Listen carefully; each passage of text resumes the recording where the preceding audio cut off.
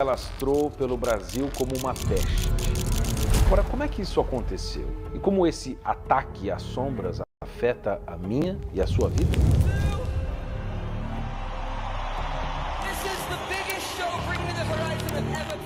Você já imaginou ir a um show de rock e, sem perceber, acabar participando de um ritual? Pode até parecer um filme de terror, mas foi exatamente isso que aconteceu aqui no Brasil. No estádio do Allianz Parque, lotado, com a apresentação da banda Bring Me to the Horizon. Durante o show, os integrantes convidaram o público a participar de um tal ritual menor de banimento do pentagrama. Mas o que é isso, afinal? Parece complicado, mas basicamente é um ritual esotérico com raízes ocultistas ligado a uma sociedade secreta ou nem tão secreta, chamada Ordem Hermética da Aurora Dourada, ou em inglês Golden Dawn. Essa turma, lá no final do século XIX, incluía figuras como o jovem Aleister Crowley, famoso por suas práticas místicas. Guardem bem esse nome. O ritual, por incrível que pareça, não é só uma invocação qualquer. Ele é tipo um escudo espiritual, usado por quem segue essas práticas para proteger espaços de energias ou repercussões negativas. Mas calma lá, isso não é tudo. Esse ritual é mais como um aquecimento para rituais maiores, mais complexos na tradição ocultista. Ele prepara o ambiente, e quem participa dele também, para práticas esotéricas mais avançadas. Agora, olhando do nosso ponto de vista cristão, o negócio muda completamente de figura. É esse tipo de prática que pode abrir as portas para forças espirituais contrárias à nossa fé. É como brincar com fogo. Parece inofensivo no começo, mas as consequências podem ser bem sérias. Mas e quanto ao público?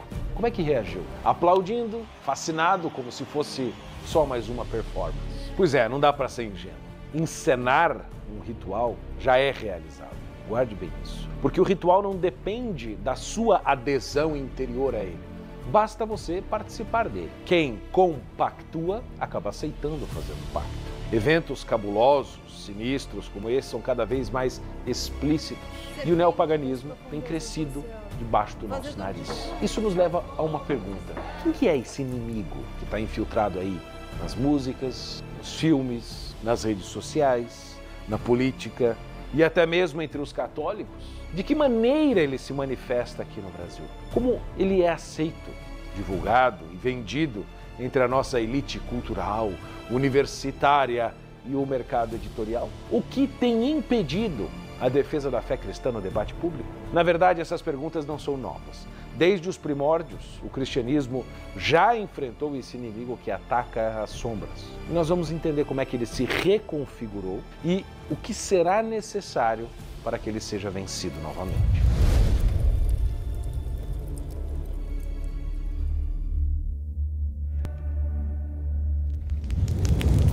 Para entender as manifestações do neopaganismo na cultura atual, é importante distinguir entre o paganismo antigo e o neopaganismo moderno. O paganismo clássico era politeísta, adorava vários deuses que eram associados às forças da natureza, o trovão, o sol, a chuva. Hoje, algo estranho está acontecendo. Um número crescente de pessoas ao redor do mundo está retornando a estas antigas religiões dos seus supostos ancestrais, algumas até com milhares de anos de história. E isso inclui práticas nórdicas, romanas, gregas e até mesopotâmicas. Aparentemente, esses deuses antigos não desapareceram completamente, parece que estavam escondidos. Eles estão renascendo. O neopaganismo europeu é uma das religiões que mais cresce em países como Reino Unido, França, Portugal, Dinamarca, Estados Unidos. Lá, nos Estados Unidos da América, mais de 40% dos ocultistas se identificam como democratas, enquanto cerca de 20% se alinham com republicanos, ou seja, à direita. Mundialmente, o número de adeptos é estimado em até 7 milhões de pessoas, com 2 milhões concentrados nas Américas e na Europa Central. Aqui, no Brasil, religiões sincréticas, neopagãs também estão ganhando cada vez mais força, misturando práticas indígenas, afro-brasileiras e esotéricas ocidentais. O que é que explica esse renascimento? Muitos buscam um senso de conexão com seus ancestrais, ou mesmo com a terra. Outros veem essas práticas como resistência ao cristianismo opressor, ou como uma busca por espiritualidade, por uma sociedade pós-religiosa. No entanto, parece haver algo de mais profundo nessa história toda. O neopaganismo se apresenta como uma alternativa cultural e espiritual que vai moldando, pouco a pouco, o imaginário coletivo. Isso não para apenas nas práticas religiosas dele. Como nós veremos, ele também se infiltra na política e ataca diretamente a nossa tão querida e amada fé cristã. À primeira vista, o neopaganismo não é homogêneo. Alguns grupos se concentram na tradição, enquanto outros se inclinam mais para valores progressistas, inclusivistas, adotando o ativismo político. O neopaganismo é sim uma recriação moderna dessas práticas. Ele resgata símbolos, rituais, mitologias antigas, mas as adapta tudo ao mundo contemporâneo, revestindo de um verniz científico, ecológico e ideológico. Apela até às vezes à física quântica como chancela das suas verdades, garantindo até uma aparência de legitimidade e verdade. Um exemplo muito famoso disso é o best-seller O Segredo, que ganhou uma versão popular cinematográfica, onde conceitos como lei da atração são apresentados como princípios quase científicos para alcançar o sucesso pessoal. Além disso, você deve se lembrar também da popularidade do guru Deepak Chopra, autor de best-sellers de autoajuda mística, ou até do Osho, o famosíssimo guru do nosso tempo, que chegou a ganhar um documentário de grande sucesso na Netflix. Veja, para se ter uma ideia, para Chopra, o corpo humano é um campo de energia e de consciência. E por isso, ele defende que é possível parar de envelhecer, ou mesmo rejuvenescer, usando meditação, exercícios físicos, força de vontade. Existe até um artigo acadêmico demonstrando os absurdos que ele fala. Quanto ao Osho, antigo Rajneesh, o guru do sexo, como era conhecido entre os seus seguidores, ele ganhou fama nas manchetes de jornais e revistas internacionais entre 1970 e 1980, com uma doutrina que misturava, veja só, elementos das religiões orientais, do misticismo e da filosofia ocidental, com técnicas de psicoterapia, meditação e, claro, as mais sórdidas surubas. Perdão a palavra. Mas assim, não dá. No Brasil, não poderíamos deixar de citar também a influência da Nova Acrópole, organização internacional presente em mais de 50 países, incluindo o Brasil, que disponibiliza vídeos com milhões de visualizações, como um sobre as leis do Cabalhon, ou outro sobre a filosofia de Madame Blavatsky, e oferece cursos também sobre assuntos ocultistas. O neopaganismo, portanto, é muito mais sofisticado em sua abordagem. Mistura práticas espirituais com ideologias de empoderamento pessoal, relativismo moral e estética cultural. Como Bento XVI alertou, ele é ainda mais perigoso porque não se apresenta como uma religião explícita, como o cristianismo, mas como uma visão do mundo, ou seja, uma maneira de você interpretar as coisas. O Papa Bento XVI via o neopaganismo como uma ameaça que rejeita Deus e relativiza os valores cristãos. Ele falava de um secularismo que troca a verdade por uma moral subjetiva e da idolatria moderna, onde o poder, o consumo, o prazer ocupam o lugar de Deus. Além disso, Bento XVI criticava o culto à natureza e a espiritualidade que colocava Deus de fora, comuns no esoterismo atual, que muitas vezes divinizam a criação em vez de reconhecer o Criador. Ele dizia que, por isso, ser cristão em uma era como a nossa, neopagã, exige coragem, clareza. O saudoso Santo Padre nos lembra que liberdade não é fazer o que se quer, não, mas é encontrar o caminho da verdade e do bem. Como ele afirmou na encíclica Caritas in Veritate, ou seja, caridade na verdade, colocar a natureza acima da dignidade humana, ou distorcer a criação em ideologias, é uma tendência perigosa que devemos resistir com fé e discernimento. Assim, o neopaganismo é ao mesmo tempo uma busca pela experiência religiosa pessoal e imediata, e também uma rejeição da transcendência de Deus, da sua sobrenaturalidade, colocando o ego humano, os seus sonhos, os seus desejos como o centro de tudo.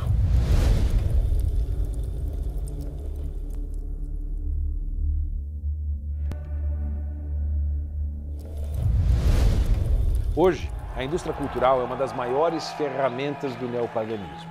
Filmes, músicas, séries já normalizam práticas ocultistas, símbolos pagãos em todos os lugares. Só que não é só isso. Eles fazem muito mais do que entreter. Eles vão moldando o seu imaginário, do seu filho.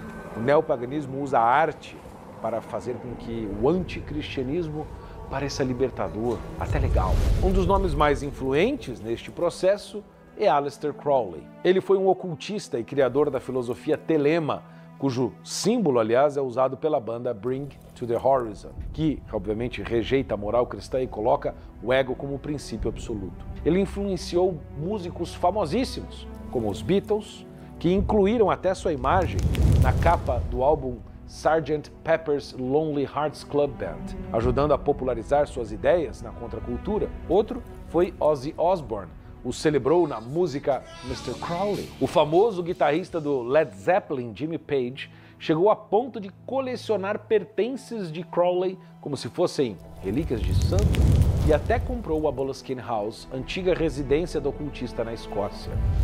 Your involvement in the Golden Dawn? I was very interested actually in Eastern and Western mysticism, and I spent time reading and researching when I was younger. Além disso, algumas edições dos álbuns do Led Zeppelin traziam frases ligadas à filosofia do telema. A influência de Crowley também chegou a David Bowie, que o mencionou em sua canção Quicksand, no álbum Hunky Dory. Em suas letras, Bowie flertava com o ocultismo e refletia o fascínio de uma geração inteira pelo esotérico. No Brasil, seu lema ficou popularizado pela música de Raul Seixas e Paulo Coelho, Sociedade Alternativa. Faz o que tu queres, pois é tudo da lei, da lei. Faz o que tu queres, pois é tudo da lei. Crowley exerceu influência também na literatura. Um exemplo foi o seu encontro pessoal com Fernando Pessoa, sim, o grande poeta da língua portuguesa, com quem forjou a própria morte e ressurreição no Boca do Inferno, em Portugal. Para quem não sabe dessa história, em 1930, Aleister Crowley, famoso ocultista britânico, visitou Portugal, conhecendo o Fernando Pessoa, que já tinha uma inclinação para esses assuntos esotéricos. Juntos, elaboraram uma encenação na Boca do Inferno, que é uma formação rochosa em Cascais, conhecida por sua aparência dramática. Crowley fingiu seu próprio suicídio, deixou uma nota de despedida no local com a ajuda de Pessoa. A intenção era chamar a atenção da mídia e do público, o que de fato ocorreu, gerando grande alvoroço internacional. Algumas semanas depois, Crowley reaparece redivivo em Berlim, revelando que tudo não passara de uma farsa. Mas esse sujeito excêntrico, que se intitulava A Grande Besta 666, não tinha nada de besta. Seus livros, rituais de magia, como o Livro da Lei, até hoje são usados por bruxinhas de internet. Basta um clique para vocês mesmos poderem comprovar isso em sites de bruxaria. São lives pelo Instagram com milhões de visualizações. Agora, será que a sua filha, o seu neto, não está exposto a esse tipo de conteúdo? Mas, voltando ao Crowley, a filosofia dele pode parecer uma celebração da liberdade, não é mesmo? Mas ela não passa de uma exaltação do ego e da rejeição da caridade. É puro anticristianismo.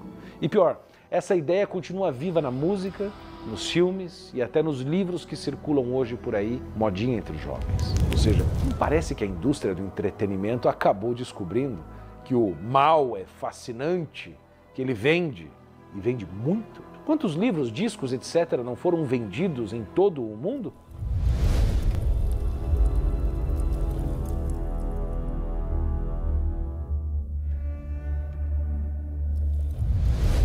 Filmes, músicas e redes sociais hoje não apenas normalizaram já o ocultismo, mas eles vendem isso como algo que dá poder, dá prestígio, que dá fama. Você quer um exemplo? A propaganda para o Satan Shoes é o tênis satanista. Isso mesmo que você ouviu, tênis satanista, lançado pelo rapper Lil Nas X. Além disso, na música, olha só os clipes, cheio de pentagrama, os filmes exaltando bruxas e rituais, e você pode simplesmente achar que basta não assistir, basta não ir ao show, basta não praticar tal e tal crença. Pode até falar que não acredita em bruxas, mas que elas existem, elas existem. E por quê? Ué, porque a verdade é outra. Se você não conhece a origem das próprias ideias, jamais vai ter consciência da estrutura de pensamento que te influencia. Ou seja, você pode muito bem não ser adepto de práticas e crenças neopagãs. Tudo bem, eu concordo com você. Mas a sua maneira de pensar pode já estar formada dentro daquele ideário. A internet está cheia de gente que não acha estranho consultar espíritos, as entidades às sextas, a missa aos domingos. Agora, pense comigo, como que você vai participar plenamente da Santa Missa, ou mesmo ler a Bíblia, com uma mentalidade neopagã, anticristã, às vezes até transformando uma medalhinha de consagração à Nossa Senhora em um talismã? Tem gente que faz isso. O neopaganismo vai formando o imaginário das pessoas, sobretudo dos jovens, fazendo mau uso das coisas, como se fosse a coisa mais normal do mundo. Além disso, todo mundo sabe de casos de famosos que fizeram pactos. Eles mesmos confirmam isso e a lista é enorme. E outra coisa, vocês nunca perceberam o ódio explícito desse meio, dessa gente em relação ao ser humano? Não são ações contra a dignidade humana. Não. É uma violência explícita mesmo. Mas por que tudo isso é glamorizado? E se a indústria cultural manipula o seu imaginário do seu filho, do seu neto, globalmente, no Brasil, o neopaganismo encontra outra forma de expressão, o sincretismo religioso, que mistura símbolos cristãos com práticas espirituais antigas.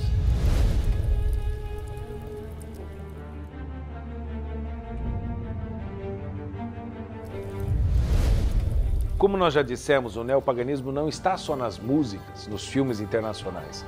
Aqui no Brasil ele aparece de um jeito bem peculiar, no sincretismo religioso. Você já reparou como algumas práticas misturam símbolos cristãos com rituais de outras tradições? A Umbanda, por exemplo, junta imagens de santos com rituais espíritas, oferendas, conhecidas como macumbas. Parece só tradição, mas será que é inofensivo? Lembra daquela cena marcante do filme A Cidade de Deus, quando Dadinho faz um pacto para virar Zé Pequeno? É forte, não é mesmo? Mas você já reparou numa coisa? Na Bíblia, Abrão se torna Abraão, Jacó passa a ser Israel, Saulo se torna Paulo, Levi se torna Mateus, e assim vai. O que essa cena do filme, do pacto, retrata? É uma mudança de nome, mas como uma paródia diabólica.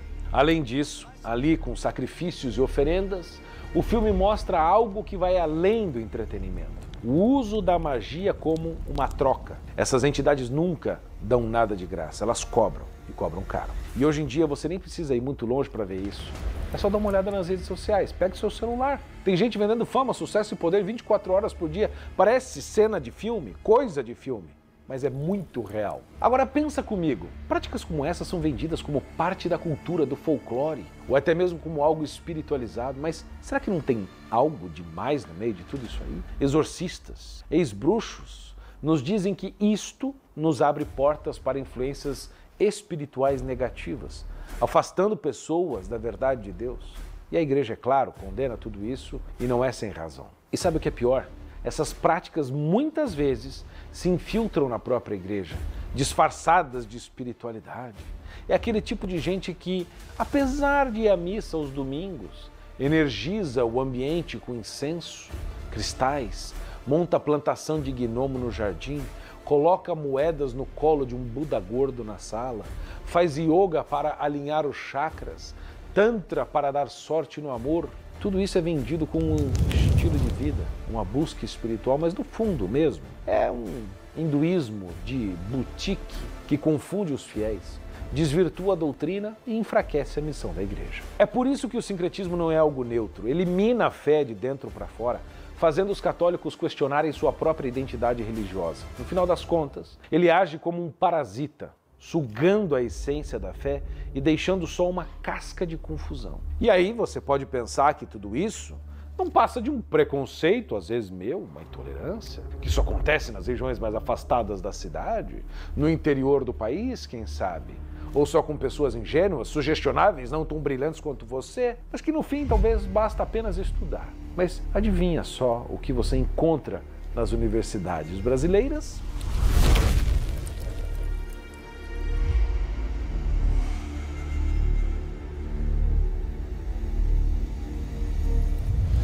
Mas e quanto às universidades? Esses lugares que deveriam ser espaços de pensamento, busca pela verdade, já se tornaram um laboratório de ideologias. Feminismo radical, bruxaria, sincretismo religioso são promovidos ali como resistência cultural, enquanto o cristianismo é insultado e tratado como opressor, ultrapassado. Um exemplo claro dessa influência está no premiado Romance Torto Arado, de Itamar Vieira Júnior. A obra narra a vida de trabalhadores rurais na Chapada Diamantina e explora o jaré, uma prática religiosa afro-brasileira.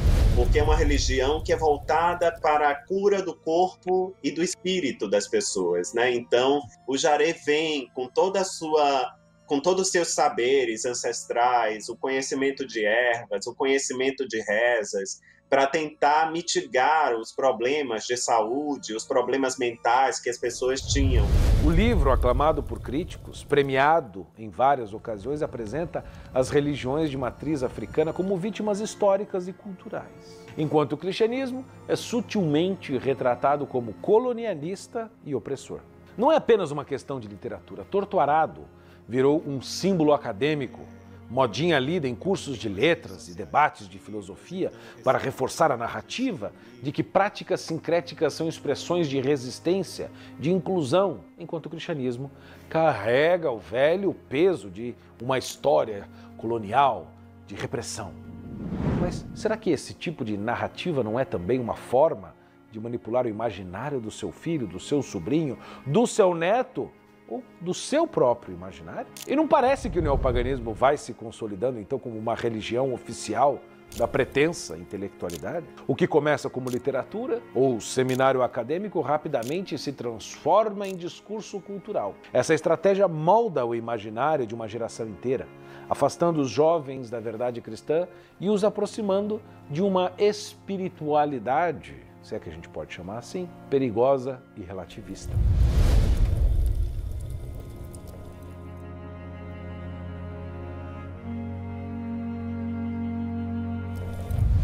Se o neopaganismo atua moldando a cultura e o imaginário do seu filho, ele também influencia a política, promovendo uma perseguição sutil, mas real, contra a fé cristã. Recentemente, o Fórum Econômico Mundial promoveu um ritual xamânico como parte de sua programação. Isso nos leva a questionar qual é o espírito que rege Davos. Quando práticas como essa se tornam parte de fóruns globais, o que dizem sobre quem está moldando o nosso futuro? Não se trata apenas de política, gente, mas de uma tentativa de redefinir valores universais à margem de Deus. Essa perseguição anticristã não é novidade. Na União Soviética, por exemplo, entre 1922 e 1926, mais de 1.200 sacerdotes, 28 bispos ortodoxos foram executados.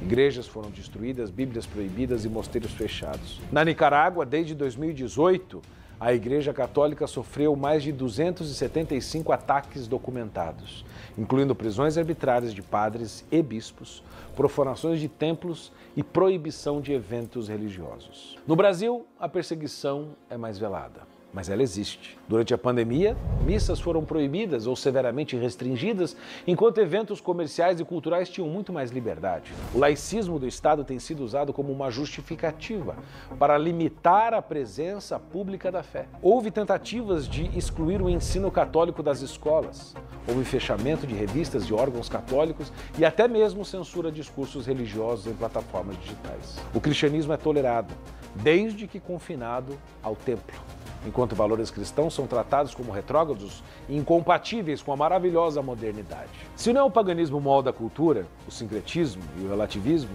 são usados como ferramentas políticas para minar a influência cristã. A perseguição não é apenas uma reação ao cristianismo, mas é uma estratégia de poder, de domínio. E quem é que está por trás de tudo isso? Quem que se beneficia ao enfraquecer a fé cristã no debate público? Quem é que ganha com a destruição da moral cristã e o confinamento da prática da fé ao local de culto? O cristianismo é tolerado desde que restrito à prática litúrgica no templo, enquanto a moral cristã passa, como já disse, a figurar em uma sociedade como um mero concorrente de uma mensagem de amor entre tantas outras mensagens lindas que estão pululando por aí. Assim, o Estado laico defendido até por católicos, e tem a CNBB aí, que é uma dos seus representantes, é uma pedra de tropeço que estrangula a defesa da fé e cala o chamado de Cristo à conversão. Porque na prática, o Estado laico quer dizer Estado anticristão. Se você percebeu bem,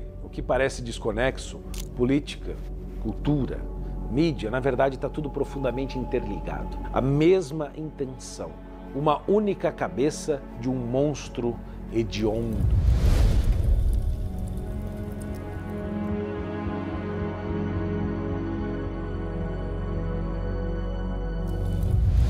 O neopaganismo ataca diretamente os 3 pilares que sustentam a defesa da fé cristã. Primeiro, fortalecer os cristãos. Segundo, formar uma cultura cristã. E terceiro, converter os incrédulos. Ele age como uma força corrosiva que enfraquece a missão da igreja em todos estes aspectos. O primeiro pilar da defesa da fé é fortalecer os cristãos. Não apenas espiritualmente, mas também intelectualmente. No entanto, veja, o neopaganismo impede esse fortalecimento quando ele envenena o imaginário com símbolos, ideologias que se opõem à fé. Elimina a confiança na revelação divina, apresenta a fé como uma crendice, promove a ideia de que a moral cristã pode ser ultrapassada. Assim, muitos cristãos acabam caindo no relativismo ou adotando práticas sincréticas que desvirtuam a doutrina. O segundo pilar de defesa da fé é formar uma cultura cristã que inspire e molde a sociedade. Mas o neopaganismo ataca diretamente este objetivo ao dominar justamente os meios de comunicação, a indústria cultural e até as universidades. Ele promove uma cultura que glamoriza o mal, relativiza valores e distorce a dignidade humana. Ao fazer isto, impede que a mensagem cristã permeie as estruturas sociais, confinando a fé a um espaço meramente privado do templo ou da sua casa. O terceiro pilar da defesa da fé é converter os incrédulos, levando a mensagem de Cristo a todos os cantos do mundo. No entanto, o neopaganismo, usando a cultura e a política, cria barreiras. Ao apresentar alternativas espirituais que rejeitam a verdade de Deus, exaltam o ego, e políticas persecutórias que amordaçam a evangelização e a defesa da fé. Ele confunde aqueles que buscam respostas, oferecendo um pseudo-espiritualismo que preenche o vazio de forma superficial e os afasta da verdadeira conversão. Assim, o neopaganismo ataca a tradição, reduzindo a superstição. Ele transforma a história da igreja e o ensinamento dos santos em algo ultrapassado, incompatível com os tempos modernos. Só que a tradição não é um peso do passado, ela é justamente a luz que nos guia para um futuro, baseada no testemunho dos mártires, apologistas, dos santos, dos papas, que defenderam a fé com coragem. Isso exige de nós mais do que indignação. Exige formação espiritual e intelectual, coragem no testemunho público e a disposição para agir na defesa da fé. Esses 3 pilares, fortalecer os cristãos, formar uma cultura cristã e converter os incrédulos, sustentaram a igreja desde os seus primeiros dias. Nos primeiros séculos, os padres apologistas, já no tempo dos apóstolos, enfrentavam com toda a coragem o paganismo com argumentos, testemunhos e martírio. Eles mostraram que o cristianismo não era apenas uma religião dentre tantas outras, mas a única resposta verdadeira às perguntas mais profundas da humanidade. Agora, como antes, o cristianismo vencerá. Nós já conhecemos o nosso inimigo. O neopaganismo é como uma hidra de Lerna, com várias cabeças que se regeneram se cortadas. A indústria cultural, as celebridades, o sincretismo religioso, a intelectualidade universitária, a política, tudo parece separado, mas está bem conectado. Porém, como no mito da Hidra de Lerna, com Hércules, não basta cortar as cabeças do monstro, porque nascerão outras e depois mais outras. É preciso do fogo da verdade para cauterizar as decapitações, mas sobretudo é preciso encontrar a cabeça central. É a cabeça central, aquela imortal que está dentro de nós. Ela representa o relativismo, o egoísmo, a mentira, os vícios, o engano, a fraude, a rejeição da verdade de Deus. São José Maria Escrivá nos lembra: Deus não nos pede que sejamos vencedores, mas pede que sejamos fiéis. É isso, é na fidelidade do dia a dia que vencemos as mentiras deste mundo. Assim como Hércules precisou enterrar a cabeça imortal da Hidra sob uma rocha pesada, também nós precisamos confrontar nossas inclinações interiores, submetendo-as à verdade do Senhor Jesus Cristo. é pela formação espiritual, o fogo cauterizador de Cristo, pela oração, pela ação concreta, que nós podemos combater as manifestações externas e internas deste monstro que tenta afastar o homem de Deus. Assim, o monstro do neopaganismo pode representar uma ameaça urgente, o mal batendo à porta, mas também representa um chamado à conversão, à santidade, à fidelidade, à urgência de defender a nossa fé. Com este espírito, você e eu nunca devemos nos esquecer da promessa de nosso Senhor Jesus Cristo. As portas do inferno jamais prevalecerão contra a igreja.